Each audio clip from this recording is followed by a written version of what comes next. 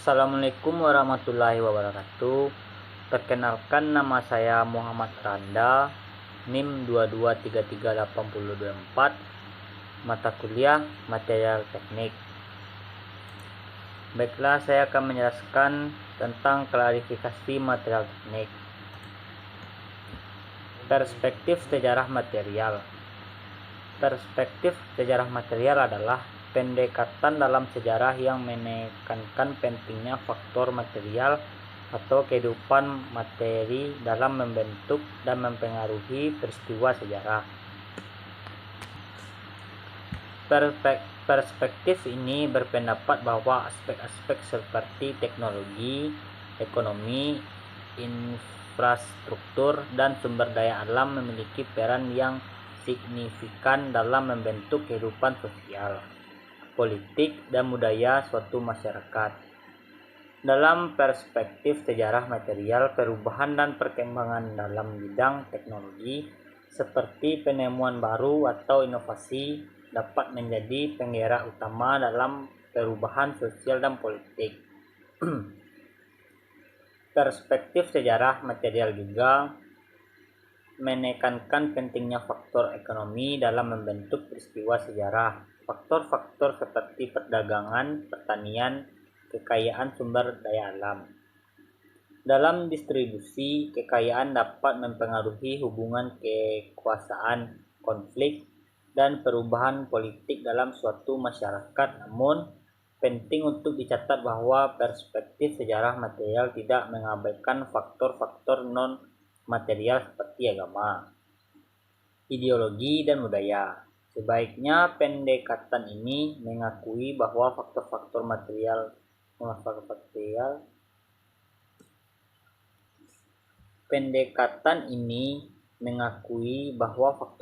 material dan non-material saling berinteraksi dan saling mempengaruhi dalam membentuk sejarah suatu masyarakat. Perspektif sejarah material memiliki nilai penting dalam memahami peristiwa sejarah karena membantu kita melihat hubungan antara aspek material dan non-material dalam membentuk perubahan sosial, politik, dan budaya. Pengertian ilmu dan teknologi material. Ilmu material atau material science adalah cabang ilmu pengetahuan yang mempelajari sifat, struktur, komposisi, dan perihal material. Ilmu ini melibatkan studi tentang berbagai jenis bahan termasuk logam, keramik, polimer, komposit, dan material lainnya. Tujuan utama ilmu material adalah untuk memahami bagaimana sifat material dipengaruhi oleh faktor seperti struktur kristal, ikatan atom, mikrostruktur, dan berpengaruh lingkungan, serta bagaimana material dapat dimanipulasi atau ditingkatkan untuk aplikasi yang berbeda. Teknologi material di sisi lain melibatkan penerapan pengetahuan ilmiah tentang material untuk mengembangkan dan memproduksi barang dan sistem yang berfungsi. Hal ini melibatkan penggunaan teknik dan metode tertentu untuk memanipulasi material dan menciptakan produk yang mempengaruhi kebutuhan dan persyaratan tertentu. Teknologi material mencakup berbagai bidang seperti rekayasa material, teknik material, teknik manufaktur, dan desain produk. Ilmu dan teknologi material memiliki peran penting dalam berbagai industri dan sektor, termasuk manufaktur otomotif, pesawat terbang, energi, elektronik, kesehatan, dan banyak lagi. Dalam pengembangan teknologi baru, ilmu dan teknologi material berperan dalam menghasilkan material yang lebih kuat, lebih ringan, lebih tahan terhadap korosi, atau memiliki sifat khusus lainnya untuk memenuhi kebutuhan aplikasi yang berbeda. Sifat-sifat material dapat dikelompokkan ke dalam 6 kategori utama, yaitu 1. Sifat mekanik. Ini termasuk kekuatan, kekerasan, elastisitas, plastisitas, keuletan, kekerasan, dan kelelahan material. Sifat-sifat ini mempengaruhi bagaimana material merespon terhadap beban mekanik, seperti tekanan, atau deformasi. Sifat termal ini melibatkan konduktivitas termal, ekspansi termal, kapasitas panas, dan kelarutan panas material. Sifat-sifat ini mempengaruhi bagaimana material merespon terhadap perubahan suhu dan panas, serta kemampuannya untuk menghantarkan atau menahan panas. Sifat listrik ini termasuk konduktivitas listrik, resistivitas, kapasitas, dan efek termoelektrik. Sifat-sifat ini mempengaruhi bagaimana material menghantarkan listrik atau merespon medan listrik. Sifat magnetik ini melibatkan kemagnetan, permeabilitas magnetik, dan koersivitas magnetik material. Sifat-sifat ini mempengaruhi bagaimana material berinteraksi dengan medan magnet dan kemampuan untuk menjadi magnet atau menghantarkan medan magnet. Sifat optik ini termasuk transparansi, reflektivitas, absorbansi, indeks, bias, dan dispersi optik material. Sifat-sifat ini mempengaruhi bagaimana material berinteraksi dengan cahaya, termasuk kemampuannya untuk mentransmisikan, memantulkan, atau menyerap cahaya. Sifat kimia ini melibatkan kestabilan kimia, reaktivitas, korosivitas, dan kesamaan atau basaan material.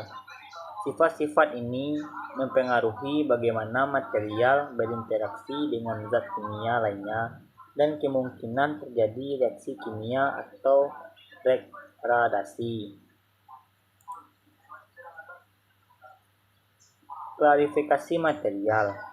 Klarifikasi material adalah proses penyampaian informasi atau penjelasan yang dibutuhkan untuk mengklarifikasikan atau menjelaskan suatu materi atau topik agar lebih mudah dipahami. Logam. Bahan logam terdiri atas unsur-unsur logam. Logam sendiri merupakan katoin yang memiliki ikatan logam dan diibaratkan sebagai katoin dalam lautan elektron. Karakteristik lainnya adalah terdapat banyak orbital yang kosong, contohnya adalah 3p yang hanya terdiri dengan 3 elektron, dan 5D yang hanya terdiri dengan 5 elektron. Secara umum, sifat yang terdapat pada logam diantaranya adalah memiliki sifat konduktivitas elektrik dan panas yang baik, tidak transparan, mengkilap. Sifat lain dari material logam adalah kuat dan tidak mudah berdeformasi, berubah bentuk. Oleh karena itu, logam banyak digunakan sebagai penyusun struktur konstruksi seperti gedung dan alat transportasi. Keramik. Keramik merupakan bahan yang terdiri atas logam dan non-logam. Keramik mengandung senyawa oksida, nitrida, dan karbida. Pengulangan berdasarkan klasifikasi ini juga termasuk keramik yang terdiri atas tanah liat, semen, dan gelas. Sifat dari material keramik ini adalah isolator terhadap panas dan listrik, tahap terhadap suhu tinggi, dan lingkungan yang keras dibandingkan dengan logam dan polimer.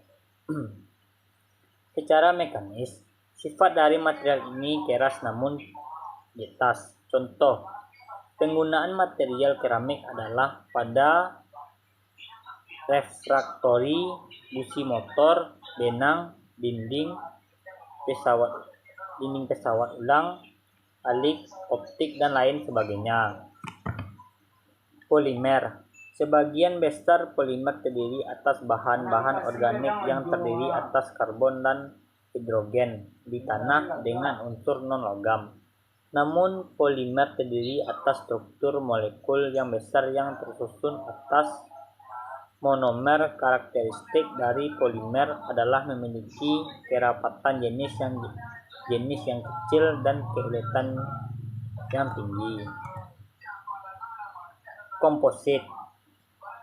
Komposit merupakan material yang tersusun dari paduan dua material utama. Misalnya adalah paduan dari logam dan keramik. Contoh dari material komposit adalah fiberglass yang tersusun dari material keramik yaitu gelas dan ditanam di dalam polimer. Komposit ditunjukkan untuk mendapatkan sifat terbaik dari dua material yang dipadukan. Selanjutnya, semikonduktor. Bahan semikonduktor memiliki sifat elektrik diantaranya konduktor dan isolator. Sifat bahan semikonduktor sendiri sangat dipengaruhi oleh konsentrasi atom pengator yang diatur dalam area kecil pada semikonduktor. Penggunaan semikonduktor saat ini telah merevolusi peralatan elektronik dengan penemuan integrated circuit. Bahan semikonduktor yang sering digunakan berasal dari berlian, germanium, dan silikon. Contoh lainnya adalah boron nitrida, kadmium sulfida, dan aluminium arsenid.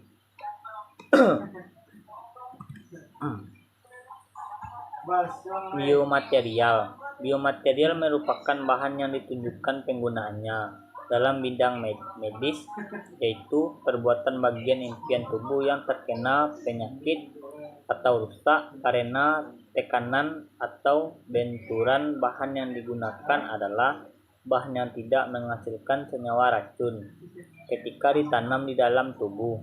Biomaterial dapat terdiri dari material logam, keramik, polimer, dan semikonduktor. Contoh dari penggunaan biomaterial adalah pada pembuatan kaki buatan berbahan titanium. Kebutuhan material modern mencakup berbagai macam bahan dan barang yang digunakan dalam kehidupan sehari-hari di era modern. Beberapa contoh kebutuhan material modern termasuk 1. Logam dan paduan. Logam seperti baja, aluminium, tembaga, dan titanium digunakan dalam berbagai industri seperti otomotif, konstruksi, elektronik, dan manufaktur. 2. Plastik.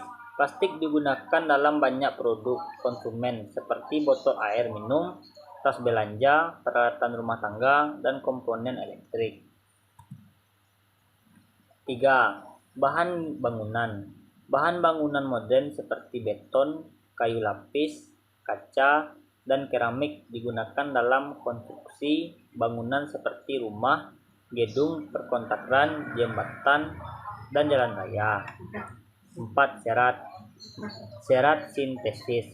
Serat sintesis seperti polyester, nilon, dan akrilik digunakan dalam produksi pakaian, tali, kain, pelapis, dan tekstil lainnya. 5. Baterai. Baterai lithium-ion dan baterai lainnya digunakan dalam berbagai perangkat elektronik portabel seperti ponsel, laptop, tablet, dan kendaraan listrik. 6. Bahan isolasi termal. Bahan isolasi termal seperti fiberglass, polistiren, dan wol mineral digunakan untuk mengurangi transfer panas dan menjaga suhu dalam bangunan dan peralatan elektronik. 7. Kaca cermin. Cermin digunakan dalam pembuatan cermin, jendela, layar sentuh, dan perangkat optik lainnya. 8. Bahan komposit.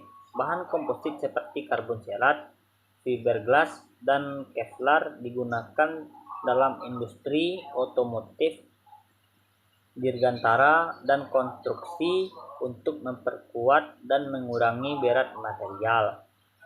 9. Bahan refraktor. Bahan refraktor seperti batu bata tahan api digunakan dalam instruksi metalurgi, kilin, dan tungku tinggi yang membutuhkan tahan panas tinggi. 10. Bahan elektronik. Bahan elektronik seperti silikon, gerbanium, dan berbagai logam digunakan dalam produksi komponen semikonduktor dan perangkat elektronik. Sifat-sifat material.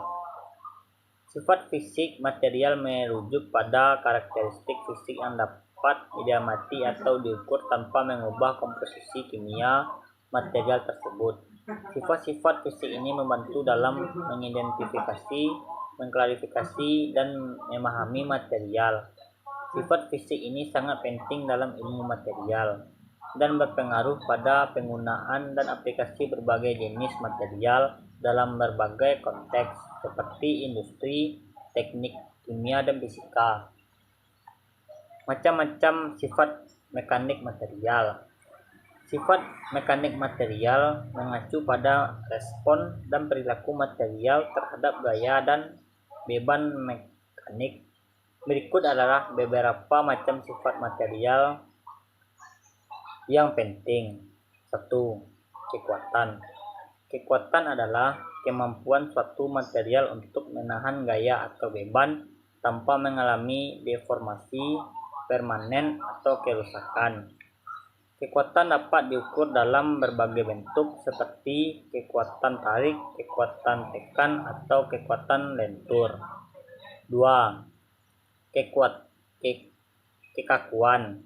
Kekakuan atau kekakuan elastis adalah kemampuan suatu material untuk menahan deformasi elastis ketika diberi gaya. Material yang memiliki kekakuan tinggi akan mengalami deformasi yang lebih kecil ketika diberi gaya. 3. Elastisitas. Elastisitas adalah kemampuan suatu material untuk kembali ke bentuk aslinya setelah beban atau gaya yang diberikan dihilangkan. Material yang elastis akan mengembalikan bentuk tanpa deformasi permanen setelah diberi gaya. Sementara material yang tidak elastis akan mengalami deformasi permanen. 4. Plastisitas. Plastisitas adalah kemampuan suatu material untuk mengalami deformasi permanen ketika diberi gaya melebihi batas elastisnya. Material yang plastis akan tetap dalam bentuk yang terdeformasi setelah beban diberhentikan. 5. Kekerasan. Kekerasan adalah sifat mekanik yang menggambarkan resistensi suatu material terhadap penetrasi atau deformasi permanen. Kekerasan dapat diukur menggunakan berbagai skala, seperti skala Mohs untuk mineral atau skala Vickers untuk logam. 6. Ketangguhan.